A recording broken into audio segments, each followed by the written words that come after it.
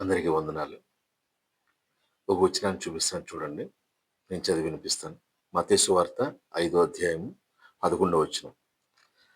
నా నిమిత్తము జనులు మిమ్మును నిందించి, హింసించి, మీ మీద అబద్ధముగా చెడ్డ మాటలు పలుకున్నప్పుడు మీరు ధన్యులు.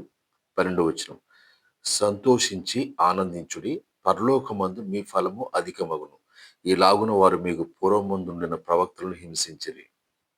జాగ్రత్తగా ఈ వచనాన్ని గమనించినప్పుడు నా నిమిత్తము జనులు మిమ్మల్ని నిందించి, హింసించి అంటే క్రీస్తు నిమిత్తము జనులు మనల్ని నిందిస్తారు, హింసిస్తారు, చెడ్డ మాటలు పలుకుతారు మన మీద. అంటే బూతులు మాట్లాడతారు. ఎప్పుడో వ్రాయబడి ఉంది. దేవుడు వ్రాయించారు. అది గమనించాలి.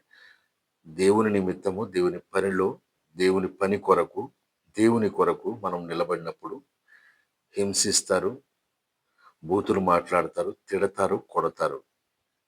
గమనించాలి. ఇవి జరుగుతాయి.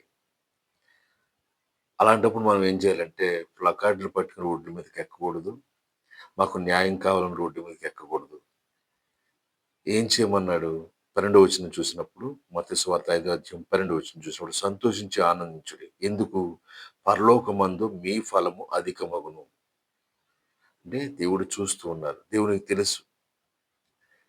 దేవుని పనిలో దేవుని నిమిత్తం నిలబడినప్పుడు మీకు నిందలొస్తాయి, అవమానాలొస్తాయి, దెబ్బలు తింటారు, కొడతారు.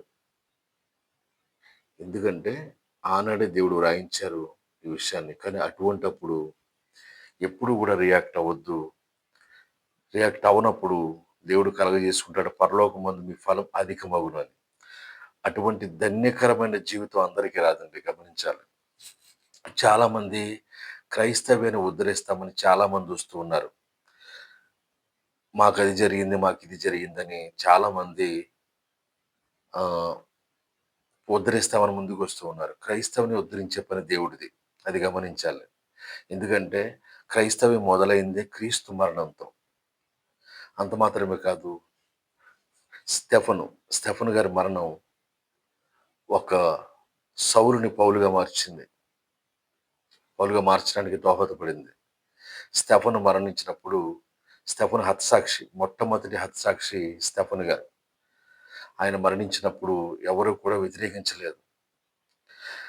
మరొక విషయం ఏంటంటే బాప్తిస్మిచ్చు యోహాను గారు తల నరికివేయబడి మరణించినప్పుడు యేసుక్రీస్తు వారి భూమి జీవించి ఉన్నారు. ఆయన కలుగు చేసుకోలేదు. ఎందుకంటే అది ధన్యకరమైన జీవితంలో అది రావాలంటే అదృష్టం కావాలి. అది ధన్యజీవి. అటువంటి వారు ధన్యజీవులు.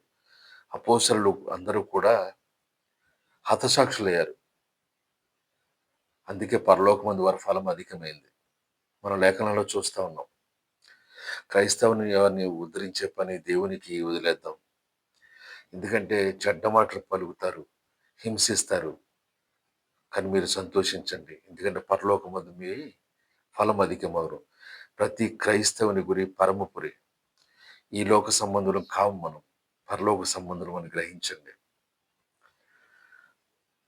ఆ ధన్యత అందరికీ రాదని గ్రహించండి. గమనించాలి.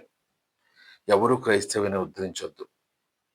ఉద్ధరించాల్సిన అవసరం కూడా లేదు. ఎందుకంటే దేవుడు ఉన్నారు. దేవుడు చూసుకుంటారు. అందుకే ఈ వచనం రాయబడి ఉంది. మత్తయి సువార్త 5వ అధ్యాయం 11, 12 వచనం మనం చూసినప్పుడు మనకు అర్థమవుతుంది. దేవుని పనిలో దేవుని నిమిత్తం దెబ్బలు తగులుతాయి, బాధలు పడతాం, హింసింపబడతాం. కానీ మనం ధన్యులమే. ఆ ధన్యత అందరికీ రాదు. వచ్చిన వారు ధన్యులే. గమనించండి. ఆ ధన్యకరమైనటువంటి జీవితాన్ని కాలదన్నుకోవద్దు. అందరికీ వందనాలు.